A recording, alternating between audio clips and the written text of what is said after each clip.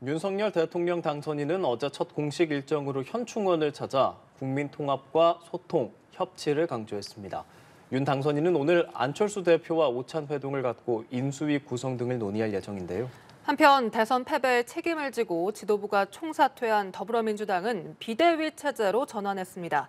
김효정 전 의원, 이기재 동국대 교수와 함께 향후 전국을 진단해 보겠습니다. 어서 오십시오. 어서 오십시오, 두 분. 안녕하세요. 네, 안녕하세요. 안녕하세요.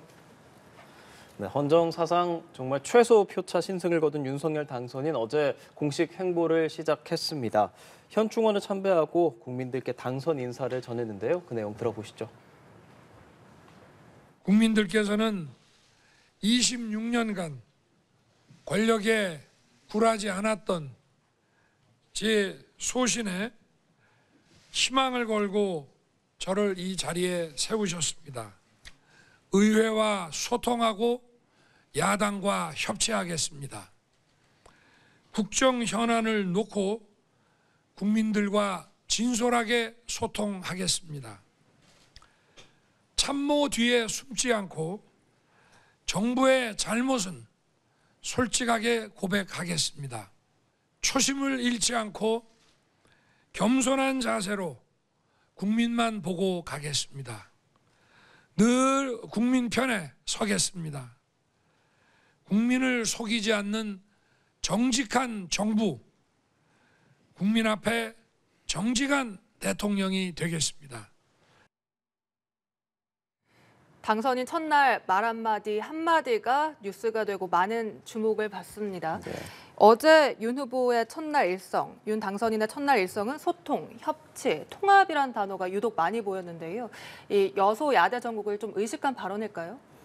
그렇죠. 어쨌든 그 거대 이제 그러니까 야당을 이제 상대해야 되는 거 아니겠습니까? 이제 당선자가 되고 이제 국민의힘이 집권당이 되니까 우선은 국정 운영을 안정적으로 끌고 가기 위해서 여러 가지 고민이 많을 거라고 보고요. 어제 그 당선인의 일성은 상당히 그 원론적인 얘기이기도 합니다. 예를 들어서 헌법 정신을 존중한다든가, 그다음에 의회를 존중하고, 그리고 국민 통합, 그리고 협치를 하겠다. 아주 굉장히 중요한 말들인데 사실은 너무 쉬운 말이기도 하기 때문에 많은 사람들이 모든 정치인들이 이런 말을 쓰고 있지만 실제로 이런 부분들을 그 국민들이 이제 보시기에 잘했다라고 할 만큼 역대 정권, 역대 대통령들이 성공하지 못했다고 생각합니다. 그만큼 어려운 어떤 말이기도 한데 어쨌든 지금 현재 그 민주당이 180석이라는 거대 정당이기 때문에 윤석열 이제 대통령 이제 당선자 신분인데 이게 안정적인 국정을 운영을 위해서는 정말 야당과 그러니까 지금 이제 야당이 되겠죠. 이게 중간에 과도기라서 애매한 표현이 이제 야당과의 협치 이거 굉장히 중요할 거라고 생각하고 저는 본인 스스로가 어쨌든 그 기존 정치에 연기 얽매여 있지 않지 않습니까? 그런 측면에서 과거 뭐 녹취록 파동에서 그 여러 가지도 얘기 나왔지만 현재 굳이 뭐 민주당을 본인이 적대시하면서 할 거라고 생각하지 않기 때문에 국민들이 원하는 통합이나 협치가 잘 이루어지길 기대합니다. 네, 김 전 의원께서는 윤 당선인의 첫 일성 어떻게 들으셨습니까? 네, 아직은 민주당이 여당입니다. 그래서 네. 앞으로 이제 올 그 10일 날 취임을 하고 나면 이제 민주당과의 협치가 관건이 되겠죠. 아까 윤 당선자의 일성대로만 한다면 저는 성공한 대통령 또 좋은 대통령 될 수 있다고 생각하기 때문에 부디 그 초심을 잃지 않고 잘 해주시기를 기대하겠습니다. 그리고 이 선거 결과가 뭐 사상 초유의 박빙이었잖아요. 0.73%라고 하는 이 절반으로 딱 갈라진 이 민심이 무엇을 의미하는지에 대해서 윤 당선자도 또 국민의힘도 저희 민주당도 아마 엄중하게 새겨들어야 될 것 같습니다. 그래서 저희는 뭐 야당과 협치 이제 하시겠다 이런 얘기 윤 당선자 하셨는데 잘하는 거에는 협조해야 되겠죠. 그리고 민주당이 뭐 무조건 발목 잡거나 이렇게 하지는 않을 거라고 생각합니다. 다만 이제 인수위 구성하고 또 그 과정에서부터 이제 첫 그 당선자로서의 행보를 보이게 되는 거잖아요. 이제 그 모습으로 아마 국민이 이제 제대로 평가하는 그 시발점이 될 텐데 그 모습에서부터 삐그덕대기 시작하거나 내부에서 문제가 생긴다면 또 아마 사실은 그 0.73% 차이기 때문에 1,700만 표 이상의 이 윤 후보를 지지하지 않았던 국민들이 굉장히 아주 객관적으로 매의 눈으로 보고 계실 거거든요. 그래서 그런 부분들에 대해서 뭐 국민만 보고 가겠다고 했고 국민이 불러서 나온 후보라고 선거 내내 얘기를 했기 때문에 아마 그 점에 있어서는 그 부분을 명심하고 잘 하셔야 되지 않을까 생각하고요.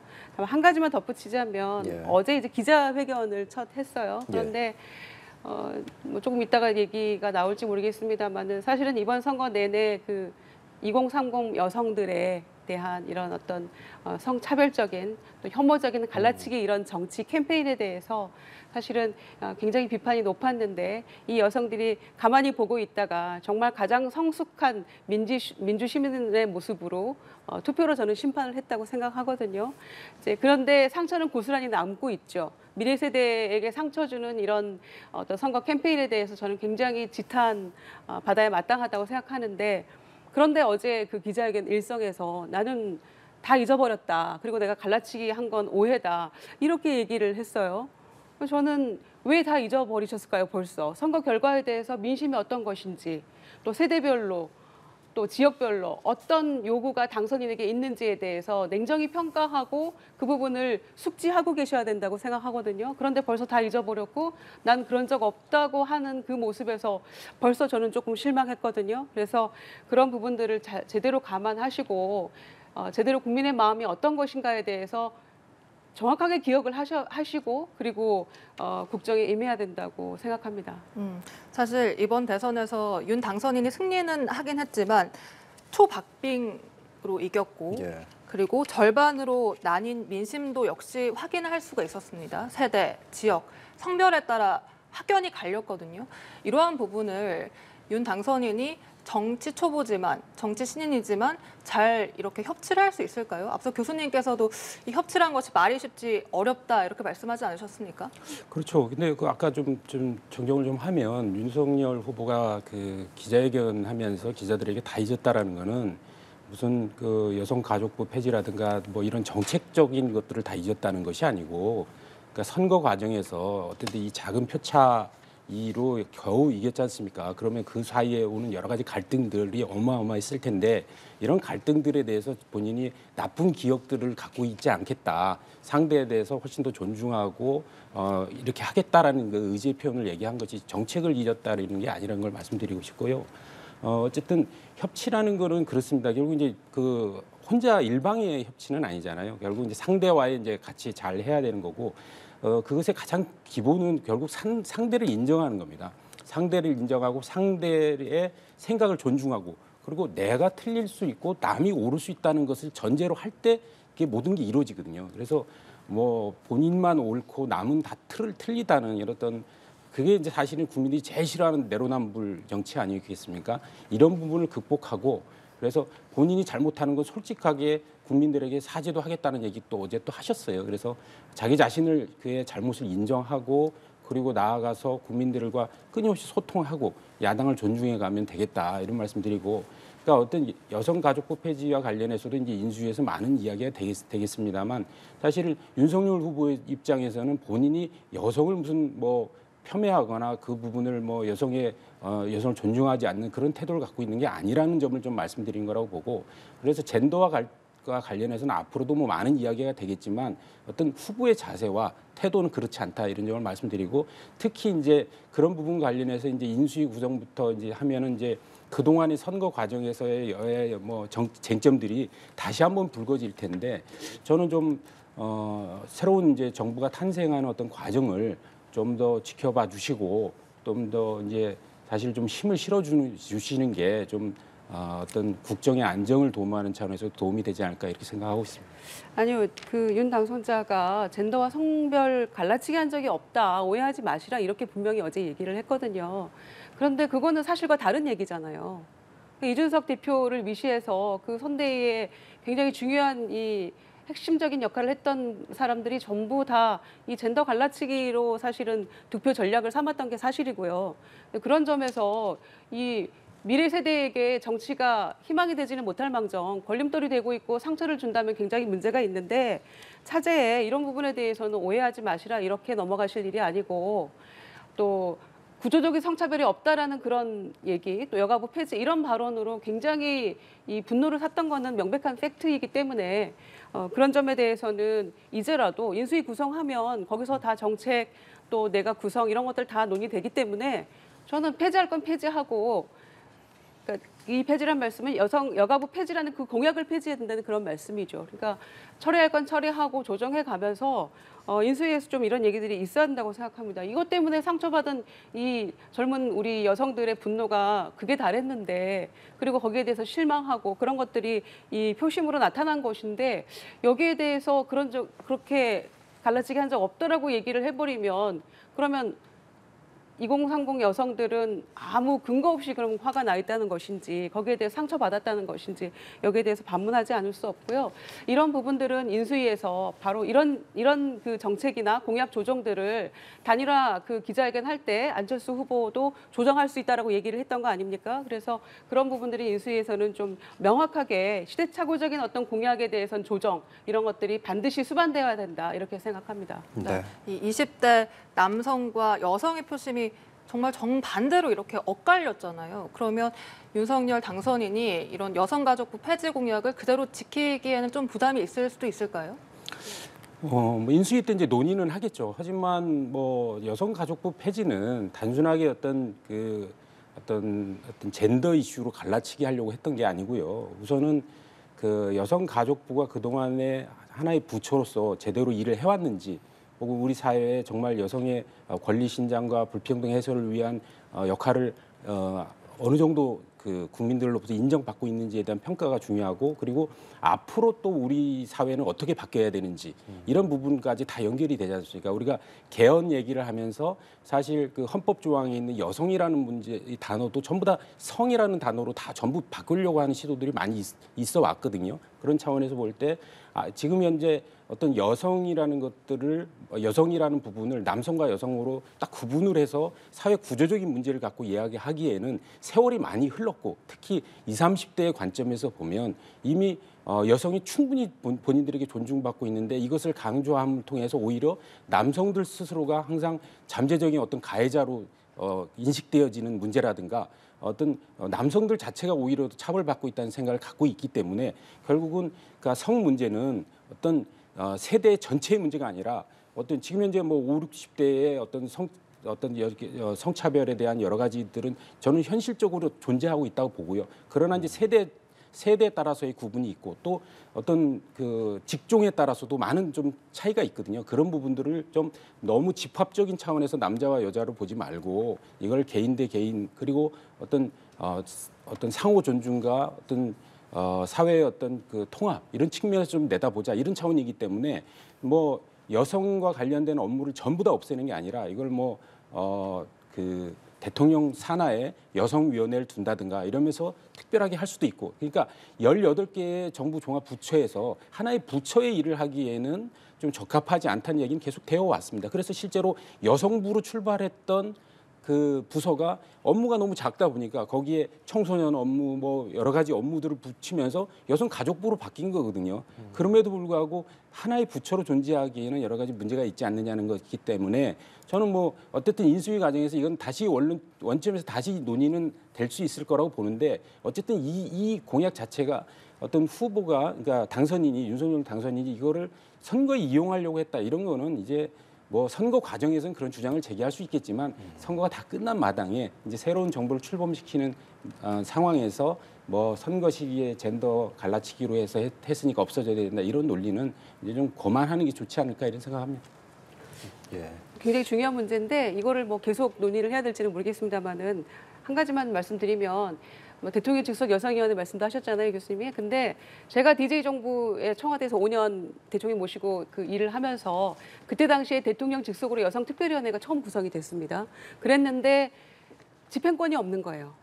법을 만들 권한도 없고 그래서 굉장히 그 부분에 대해서 한계를 느껴가지고 그래서 여성부가 신설이 된 거죠. 그때 여야 모두의 박수를 받으면서 여성부가 신설이 됐고 오늘에 이르렀는데 그걸 다시 과거로 회귀해서 대통령 직속 여성위원회 이거는 그때 다 해봤거든요. 그래서 이게 정말 문제가 많고 이 기구에서 할 수 있는 일이 너무 없기 때문에 여성부로 신설된 것이거든요. 그래서 인수위에서 이런 부분들 아까 이제 여성가족부 하면 여성 문제만 하는 게 아니라 교수님 말씀처럼 1조 4천억 예산 중에 소위 성평등, 양성평등 관련한 것들은 300억 정도밖에 되지 않거든요. 그런데 마치 여성가족부 하면 뭐 남성에게 뭔가 이 피해를 주고 여성만을 위한 이런 쪽으로 계속해서 어떤 그 얘기들을 이 선거 내내 그런 인식을 심어줬기 때문에 여성가족부 폐지라는 그 7글자가 아무렇지도 않게 이렇게 후보의 SNS에 올라올 수 있었던 그런 인식이라고 생각합니다. 그래서 저는 그동안에 있었던 것들을 잘못된 거는 아까 반성하시겠다고 했고 또 국민과 함께 가겠다고 했기 때문에 인수위에서부터 바로잡고 가는 것이 나중에 향후 5년간의 국정 운영에 부담이 덜할 것이라는 그런 취지에서 말씀드리는 거기 때문에요. 뭐 성공한 이 윤석열 정부를 위해서는 굉장히 필요한 저는 이 정책이라고 생각하는데 알아서 잘 판단하시겠죠. 예, 뭐 여야, 지역, 지금 말하는 젠더까지 통합과 협치가 이루어지는 성숙한 정치가 있기를 좀 기대를 해보고요. 그 인수위를 어떻게 이제 정부를 꾸려나가느냐에 대해서 말이 많은데 일단 인수위원장에 지금 안철수 대표가 가장 유력하게 거론이 되고 있어요.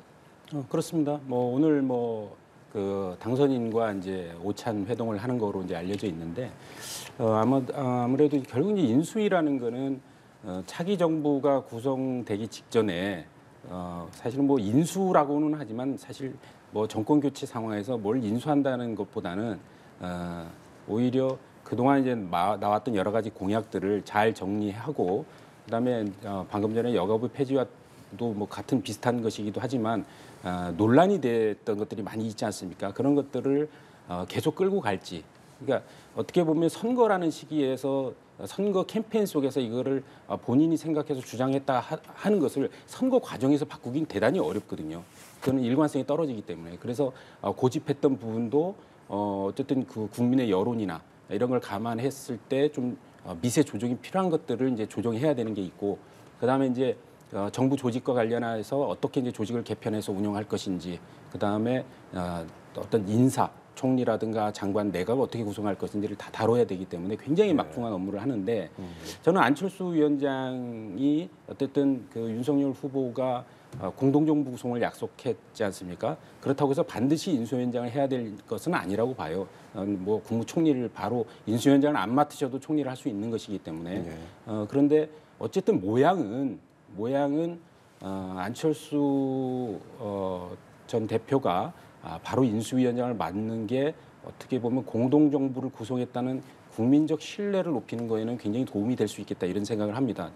특히 이번에 투표 결과에서 보여지듯이 마지막에 안철수 후보와의 단일화가 급하게 진행되면서 사실 시기와 방법이 좋지를 않았잖아요. 그러면서 안철수 지지층이 온전히 지금 윤석열 후보를 지지하지 못했다고 저는 생각이 되기 때문에 어떤 국정 운영의 동력을 확보하기 위해서라도 좀 더 정부의 인수위 과정부터 긴밀하게 협의하면서 안철수 후보의 지지층과 정말 화학적 결합들을 이루어 나가면서 국정 운영의 동력을 끌고 가야 되지 않겠냐 이렇게 생각을 하고 있습니다. 네. 오늘 윤석열 당선인과 안철수 대표의 회동이 있으니까요. 어떤 결과가 나올지 보도록 하겠습니다. 사실 인수위 구성이 주목받는 이유가 향후 내각 조각의 이런 미리 보기 차원이기 때문인데 협치를 강조해 왔기 때문에 지금의 여당, 그러니까 범여권 인사들도 포함이 될 거라 전망을 하세요? 그 사실상 인수위에 여권 인사들이 들어가는 거는 쉽지는 않을 것 같고요. 과거 민주당이었다가 국민의힘 그 선대위나 이쪽으로 가신 분들이 있으니까 아마 이제 그분들 정도는 함께 할 수 있지 않을까 이렇게 생각하고요. 근데 이제 인수위가 굉장히 중요하죠. 그러니까 윤석열 후보의 일성이 1년 전만 해도 내가 후보 될 줄 몰랐고 내가 대통령 될 줄 몰랐던 사람이고 오로지 국민의 부름을 받고 이 자리에 왔기 때문에 국민을 섬기겠다. 이제 이렇게 정리할 수 있잖아요. 그런데 첫 시험대에 오르는 거라고 생각합니다. 인수위의 역할과 그러니까 이제 향후 5년간의 국정 운영의 하드웨어, 소프트웨어가 전부 다 이 인수위 2달 동안에 정해지는 것인데 처음으로 이 윤석열 당선자의 실력을 국민 앞에 보여드리는 거죠. 그래서 이 안에서는 그야말로 학맥, 인맥 이런 뭐 따지지 않고 굉장히 조심해야 될 부분이고요. 그리고 이 내각의 구성이랄지 그다음에 아까 말씀드렸던 정책의 어떤 조정이랄지 공약의 어떤 그 실천 방안이랄지 이런 것들에 대해서 전반적으로 논의를 하기 때문에 이제 뭐 인수위 그 박근혜 정부에서 150명 정도, 이명박 정부에서 한 180명 정도 인수위 구성이 됐었거든요. 네. 뭐 조금 작은 규모로 해서 하겠다 뭐 이런 얘기 하고 있는데 뭐 규모는 중요한 게 아니고요. 그 안에서 어떻게 이 인수위를 2달 동안 국민 앞에 실력을 제대로 보일 것인가가 문제고 특히 인사 문제. 이제 문재인 정부 같은 경우에는 사실상 대통령 보궐선거였기 때문에 바로 대통령 취임을 다음 날 했잖아요. 그래서 인수위 구성할 이 법에 따라서 당선인에게 부여되는 권한이 인수위 구성 2달이거든요. 그래서 바로 대통령의 그 취임했던 문재인 정부로서는 국정자문위원회가 이제 그 역할을 대신하긴 했습니다만은 그에 대한 부작용으로 여러 가지 그 인사 검증이나 이런 것도 사실상 실패한 것이 많죠.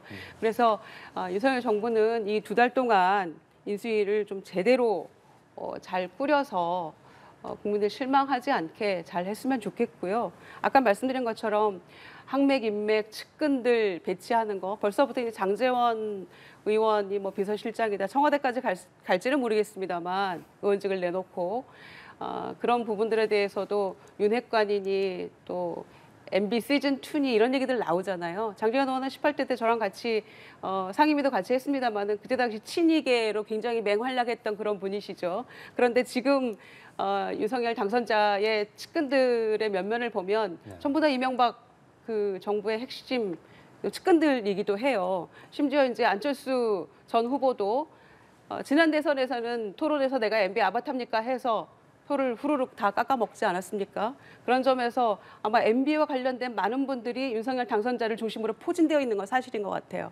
그래서 그런 부분들도 국민들이 어떤 시각으로 바라볼지에서 상당히 경계해야 될 부분이어서 아마 인수위 2달간이 첫 국민에게 선보이는 어떤 실력 발휘의 기회가 아닌가 이렇게 생각하고요. 거기에 따라서 여러 가지 이어지는 지방선거랄지 이런 평가도 아울러서 되지 않을까 이렇게 생각합니다.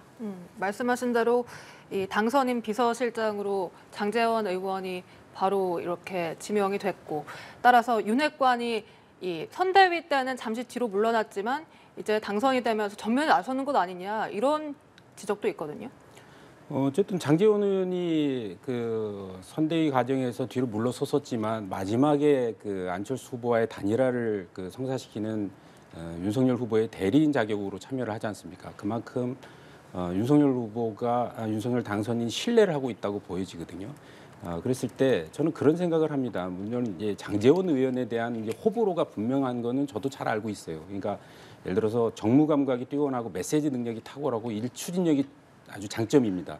그럼에도 불구하고 원래 일 추진력이 그 강하고 메시지 능력이 좋은 사람들이 상대적으로 또 적도 생기는 거기 때문에 안 좋아하는 분도 많이 있을 거라고 보는데 저는 당선인의 비서실장을 어떻게 보면 국민들이나 혹은 당에서 볼 때 호불호를 갖고 그렇게 결정하면 될 일은 아니라고 보고요. 예를 들어서 총리라든가 장관하고는 좀 다른 경우입니다. 비서실장이니까 비서실장이 제일 중요한 건 결국은 이제 소통 능력이거든요. 결국은 이제 당선인의 생각과 이 어떤 인수위 그다음에 지금 여당 야당과의 관계에서 이거를 잘 조율하고 소통할 수 있는 게 제일 중요해요. 그래서 그러니까 결국 이제 당선인의 생각을 잘 읽고 그 의중을 잘 파악하고 잘 전달하고 또 여러 가지 의견을 들어서 잘 전달하고 특히 전달하는 게 더 중요한데 그러니까 지금 윤석열 후보 같은 경우는 정치권에 뭐 많은 인사들하고 오래 관계를 했던 게 아니기 때문에 결국은 이제 밑에서 얘기하는 어떤 쓴소리나 어떤 뭐 바로 잡아야 될 지점들이나 이런 것들을 직접 전달하는 것을 굉장히 어려워할 수가 있어요. 그럴 걸 직접 전달하려면 결국 신뢰가 중요하거든요. 저 사람이 나한테 얘기하는 게 어떤 이 쓴소리가 나에게 약이 되는 거다라는 것들이 중요한 것이기 때문에 저는 장제원 비서실장이 어쨌든 단일화 과정까지 저렇게 나섰던 걸 보면 상당한 신뢰관계가 있다. 그러면 이 신뢰관계를 잘 존중하면서 당선인의 의중을 인수위 구성이라든가 여야 협상 과정에서 잘 설명하고 소통하면 좋겠고 더더군다나 그런 의견도 들어서 쓴소리할 수 있는 거, 바른 소리 할 수 있는 거 이런 걸 하면 오히려 그게 장점이 될 수 있다 이런 점을 좀 말씀드리고 싶고, 그러니까 비서실장은 저는 그렇다고 보고요. 그러나 이제 차기에 이제 실제로 청와대 이제 비서실장을 구성한다든가 그다음에 내각을 구성한다든가 이런 부분에 지금 뭐 여러 가지 뭐 찌라시로 누가 입각한다부터 많이 돌고 있는데 저는 그러니까 정말 윤석열 당선인을 위하는 사람들은 그리고 본인이 진짜 측근이라고 생각하는 사람들은 오히려 한 발 물러서서 자리를 비워주고 더 다른 사람들을 더 가까이 해주면서 실제로 다 꺼리는 일들, 다 불편해하는 일들 이런 것들을 맡아서 해주는 게 정말 윤석열 정부가 성공하는 정부로 만들어지는 데 있어서 측근들이 해야 될 일이라고 생각하기 때문에 저는 뭐 언론이나 여러 부분에서 이제 아무래도 지적을 많이 할 거라고 생각합니다. 앞으로 뭐 얼마나 많은 이야기가 나오겠습니까? 뭐 김건희 배우자의 뭐 사람이다, 또 검찰 인맥이다, 엄청 많은 이야기가 나오면서 이제 사실 이제 윤석열 정부의 출범에 대해서 이제 기스를 내려 할 텐데 이럴 때 있을 만큼 정말 윤석열 당선인을 좀 아끼는 측근들은 좀 더 자기 스스로 몸가짐을 좀 하면서 양보하고 우리 다른 사람에 대한 배려하고 이런 차원에서 새로운 정부의 출범을 준비했으면 좋겠습니다. 예, 뭐 네. 윤핵관 논란은 선거 과정에서도 참 시끄러웠는데 일단 정진석, 뭐 권성동 이런 의원들이 언급이 되는데 권성동 의원은 이제 라디오에서 오늘 아침에 인수위에 안 들어간다. 비판받을 짓을 뭐하러 하겠냐. 이렇게 또 말을 하기도 했습니다. 누가 들어가게 될지 인수위 좀 지켜봐야 할 것 같고요. 그리고 국민의힘과 국민의당 합당 여부도 지금 관심인데 합당은 할 거라고 이야기를 했었고 신속하게 합당하는 게 중요하다. 어제 당선인이 기자간담회에서도 얘기를 했는데 당대당 흡수를 할지 혹은 뭐 흡수 합당을 할지 이게 또 이준석 대표는 의견이 또 다른 상황이죠. 여태까지 뭐 정당에서 정당 통합 과정들이 하도 많이 있었기 때문에 다 경험들이 있습니다. 그래서 어쨌든 당을 통합하면은 결국 당명의 문제, 그다음에 당의 정강 정책의 문제, 그다음에 당 지도부 구성, 그리고 뭐 당협위원장과 같은 그런 것들이 있겠죠. 그다음에 이제 사무처 통합, 그다음에 이런 것들이 이제 주로 이제 그 쟁점이고 논쟁거리인데요. 어쨌든 국민의힘이 지금 110석을 가지고 있고 국민의당이 3석을 갖고 있는데 50대 50으로 해야 된다. 이런 거를 뭐 산술적으로 어떤 뭐 기계적 균형을 맞추기는 현실적으로 어려울 거라고 보고요.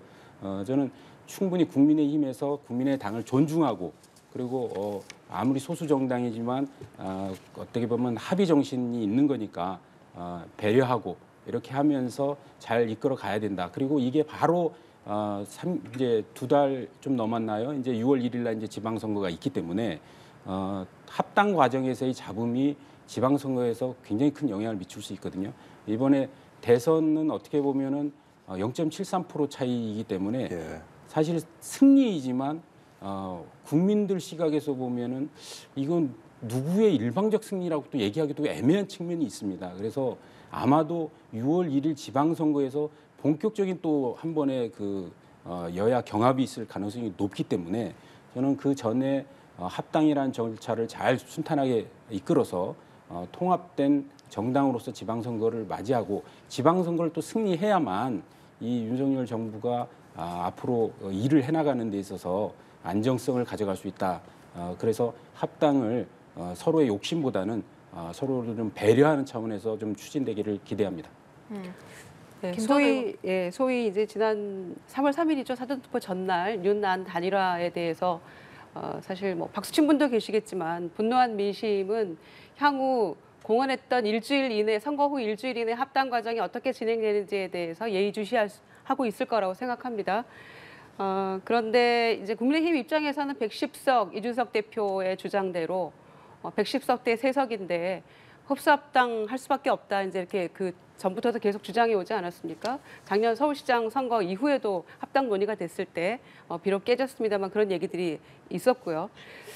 그런데 국민의힘 입장에서는 화장실 갈 때 마음과 올 때 마음 달라서는 안 된다고 생각하고요.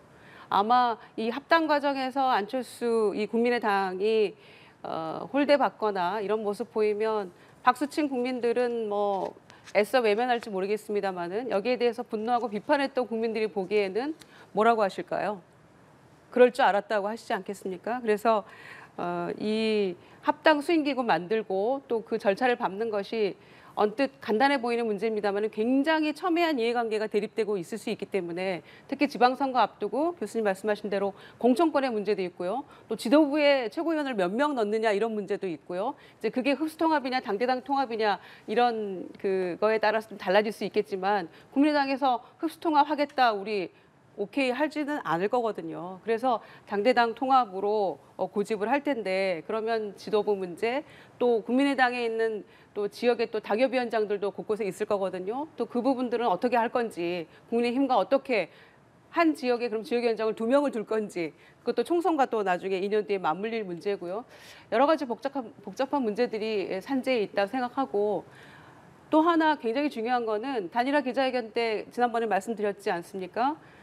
단일화 기자회견 하면서 다당제는 저의 소신입니다라고 마지막 외마디 비명을 외쳤던 안철수 후보의 모습이 지금도 기억에 생생한데요. 이 부분을 어떻게 할 것인지 국민의힘은 여기에 콧방귀도 안 끼고 있거든요. 그래서 다당제 소신이라고 했던 이 부분을 어떻게 관철시킬 것인지 그리고 실용주의 정당으로 내가 변화시키겠다라고 공언을 했어요. 또 국민의힘을. 그래서 이런 부분들을 어떻게 풀어나갈 것인지가 앞으로 이 합당 과정 또 이걸 지켜보는 국민들의 관전 포인트라고 생각합니다. 실제 이준석 대표가 이런 지방선거나 당대당 통합을 앞두고 당을 재정비하고 있다. 이런 소식도 들리고요. 근데 사실 이번 대선에서 낙승을 할 수 있었던 것을 이준석 대표의 이런 잘못된 전략 때문에 신승을 했다. 이런 분석도 있으면서 책임론도 제기가 되고 있는 상황이거든요. 저는 이준석 대표, 그러니까 이게 아까 그 안철수 후보의 단일화의 그 효과에 대해서 얘기하는 거와 비슷한 거예요, 사실은. 그러니까 어떤 측면에서는 안철수 단일화가 아니었으면 0.73%의 신승도 없었다 이렇게 분석할 수도 있고, 또 혹은 괜히 괜히 그 단일화를 해서 더 많이 이길 수 있었는데 오히려 역풍을 맞았다 이렇게 분석할 수도 있거든요. 근데 이게 계량이 되는 것들은 아니에요. 무슨 이게 줄자로 잴 수 있는 것이 아니기 때문에 그래서 각자 이제 시각 차이일 거라고 보고 저는 이제 이준석 대표의 어떤 역할에 대해서도 그런 생각을 가집니다. 지금 일각에서는 이준석 대표를 굉장히 비난하는 보수 유튜버들이 많이 있는 거로 알고 있지만 저는 이준석 대표가 정말 그 젊은 37세의 당 대표로서 많은 역할을 했다고 생각해요. 그리고 젊은 층들의 전폭적 지지를 끌어내고 아까 처음에 우리가 젠더 이슈 갖고 얘기를 했지만 그러니까 그 20대 여성이 많은 부분 결국 이제 이재명 후보를 지지했다 이렇게 얘기를 할 수도 있지만 거꾸로 20대 젊은 층들이 많은 층이 결국 그 윤석열 후보를 지지했다 이렇게 볼 수 있는 거거든요. 그러니까 과거에는 20대가 전체적으로 민주당을 지지했다면 이번에는 20대 남성, 30대 남성들은 뜨겁게 국민의힘을 응원했기 때문에 이런 부분에서는 또 이준석 대표의 분명한 역할이 있다고 보고 호남에 대해서 본인이 20%를 30%를 올리겠다. 아니 이준석 대표가 바보입니까? 호남에서 30% 얻을 거라고 진짜 생각했겠습니까? 그러나 그 정도 각오로 해보겠다. 그리고 자기는 그렇게 집중하겠다는 의지를 드러낸 것이고 실제로 호남에서 처음으로 12.8%, 12%의 벽을 돌파했잖아요. 그런 차원에서 굉장히 성과였고 본인 나름대로 노력을 많이 했어요. 그래서 흑산도에 유세차를 갖고 들어간 처음의 보수당의 당대표가 되지 않았습니까? 그리고 이번에 당선되자마자 호남에 또 내려가서 계속 그 관심을 갖고 본인은 추진하겠다. 호남을 챙기겠다라는 얘기를 했기 때문에 이런 걸 볼 때는 상당한 정무 감각도 있기 때문에 물론 이제 중간에 어떤 말실수라든가 혹은 지나치게 말을 싸움에서 앉으려는 그런 태도라든가 이런 부분들을 그러니까 어떤 그 연령이 좀 높으신들 입장에서 볼 때는 젊은 친구에 대해서 좀 별로 안 좋은 감정을 가질 수도 있겠지만 저는 당 대표로서 선거에서는 큰 역할을 저는 했다라고 생각을 하고요. 그래서 그리고 이제 어쨌든 당은 후보가 이제 윤석열 후보가 당선돼서 이제 청와대로 가시면 나머지 당은 이제 이준석 대표가 지휘하게 되는 겁니다. 그러니까 우리 당원 국민의힘의 당원 당규에도 결국 당무 우선권을 후보 시절에 후보가 가지는 것이지 이제 후보가 이제 당선되셨기 때문에 모든 당의 지금 권한은 당 대표인 이준석 대표에게 있는 것이고요. 그래서 이준석 대표가 여러 가지 생각을 하고 많은 비판도 듣고 있기 때문에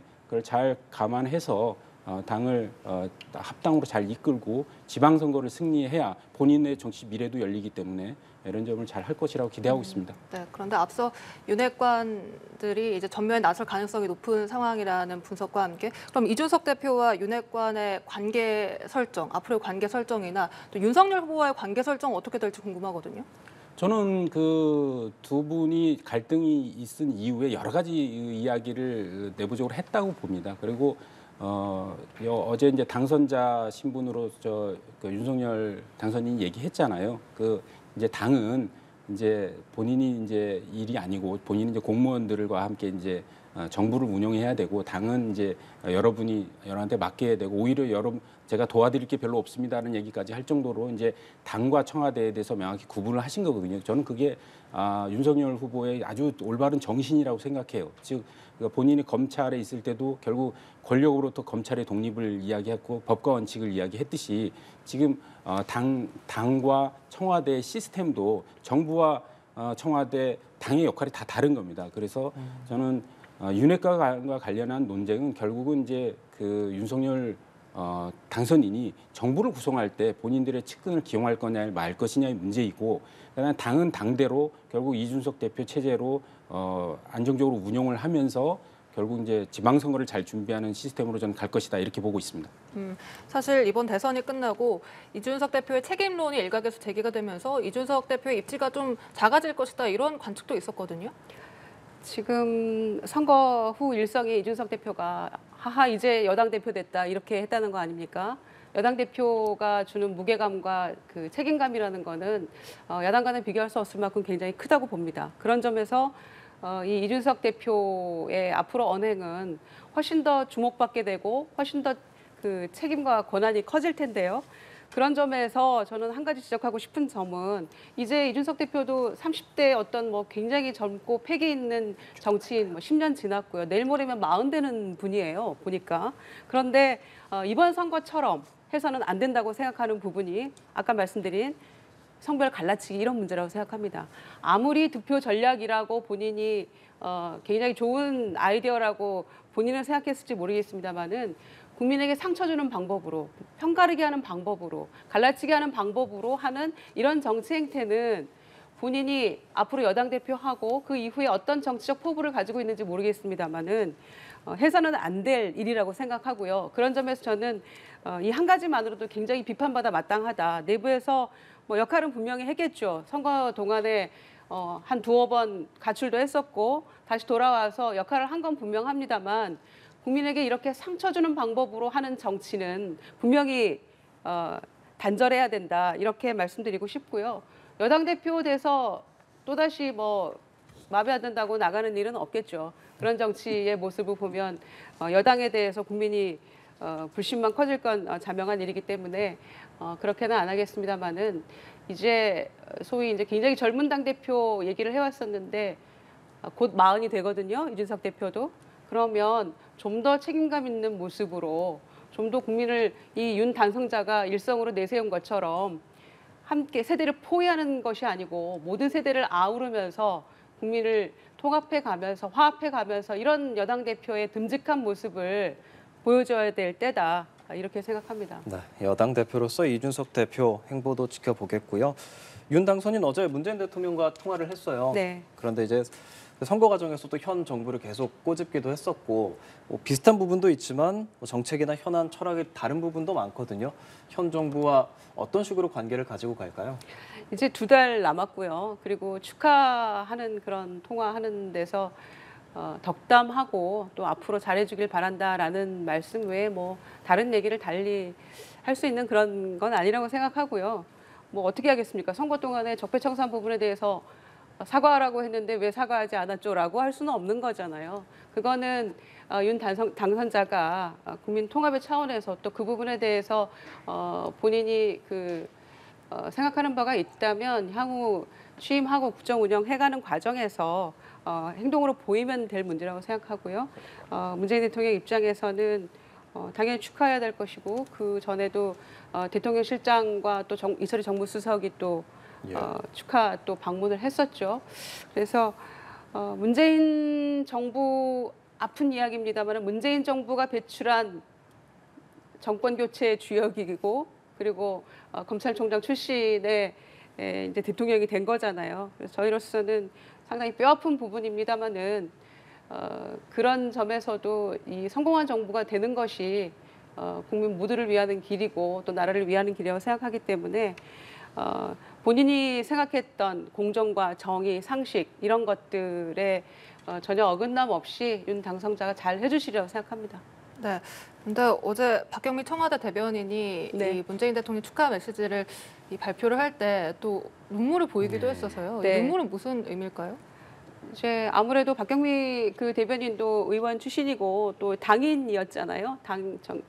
전직 의원 출신이고 그래서 청와대에서 대변인 하고 있습니다만은 뭐 본인의 감정을 조금 이성적으로 대처하지 못했던 부분이 있지 않나 이렇게 생각하는데 나오는 눈물을 어찌 하겠습니까만 조금 더 절제할 필요는 있지 않았나 이런 생각을 저는 했습니다. 제가 이제 온갖 대변인 출신인데 대변인 굉장히 오래 했었고 청와대 대변인만 못 해봤습니다. 그런데 뭐 청와대 대변인이나 당 대변인이나 굉장히 조금 합리적이고 조금 이성적인 그런 판단해야 되는 거는 마찬가지라고 생각하는데 제가 대변인 하면서 딱 한 번 그 눈물을 흘렸던 적이 있는데 그때는 노무현 대통령 서거 성명을 제가 대변인 시절에 했었거든요.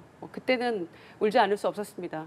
당 대변인 하면서. 그런데 또 청와대 대변인의 경우에는 공직자이고 특히 대통령님이 선거 중간에 뭐 어디 그 지방 일정이랄지 또 국무회의에서 말씀 한마디랄지 이런 것들에 대해서도 굉장히 민감하게 반응하지 않았습니까? 야당에서도. 뭐 비록 선거 후이긴 합니다만은 조금 더 눈물이 나오려고 해도 참았으면 좋지 않았을까. 그 심정은 충분히 이해는 합니다만 또 비춰지는 모습은 대통령을 대신하는 모습이잖아요. 청와대 대변인이. 그래서 조금 안타깝다, 아쉽다 이런 말씀 드립니다. 이 문재인 대통령과 윤석열 당선인의 인수인계 과정 잘 원활하게 이루어질까요?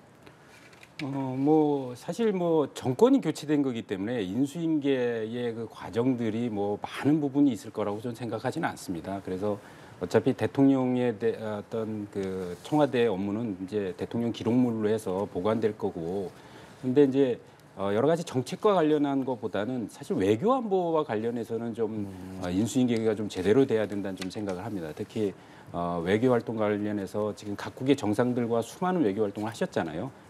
그러면 그 관계에서 그 어떤 각국의 정상들은 그대로 정상으로 존재할 수도 있기 때문에 어떤 정상과의 관계에 어떤 중간 고리 역할을 했던 사람들과의 문제라든가 혹은 어떤 그 본인이 했을 때 느꼈던 여러 가지 기술적인 측면이라든가 어떤 정무적인 측면에서 필요한 것들 이런 것들은 사실은 윤석열 후보도 당선인도 이제 외교 문제로 처음 나가는 거잖아요.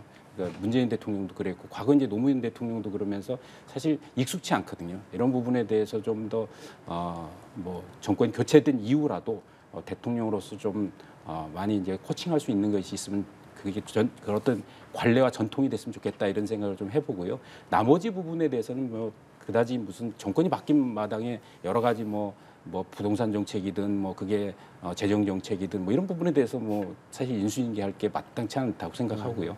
그리고 말씀하셨듯이 어떤 적폐 수사 이런 부분은 그 사실은 선거 과정에서 민주당에서 계속 이거를 뭐 정치 보복 프레임으로 만드는 측면이 있지 윤석열 후보가 사실 뭐 그런 부분에서 정치 보복하겠다는 말을 한 적도 없는 것이고 그리고 아무래도 본인 스스로가 계속 그 어떤 권력이 검찰을 동원해서 어떻게 하는 것에 대해서 오히려 계속 반감을 갖고 이 정부와 맞섰던 거 아닙니까? 저는 문재인 대통령이 처음에 윤석열 총장을 임명하면서 했던 이야기, 즉 살아있는 권력을 더 철저하게 했으면 좋겠다고 얘기했지 않습니까? 그런 거를 잘 지키면 된다. 저는 이제 윤석열 당선인이 대통령이 돼서 검찰총장을 임명할 때 정말 같은 이야기를 해야 될 거라고 생각하고 같은 얘기를 하면서 그것을 내가 이렇게 말했다고 해서 진짜 그런 줄 알았냐 이런 게 아니라 정말로 그렇게 하도록 그래서 철저히 검찰을 정치적으로 독립시키고 중립성을 유지하게 하면 그게 법권 원칙에 따라서 수사할 건 수사하고 처리해야 될 건 처리해야 될 거 아닙니까? 예를 들어 대장동 거 이렇게 문제 많았다고 해서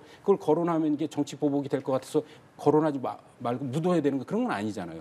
즉 수사할 건 수사해야 되기 때문에 저는 이제 정치적 독립을 충분히 유지하면서 검찰의 중립성만 강화하면 될 일이다. 즉 그래서 윤석열 후보가 이게 시스템에 근거해서 하면 된다고 얘기했잖아요. 예, 사법 예. 시스템.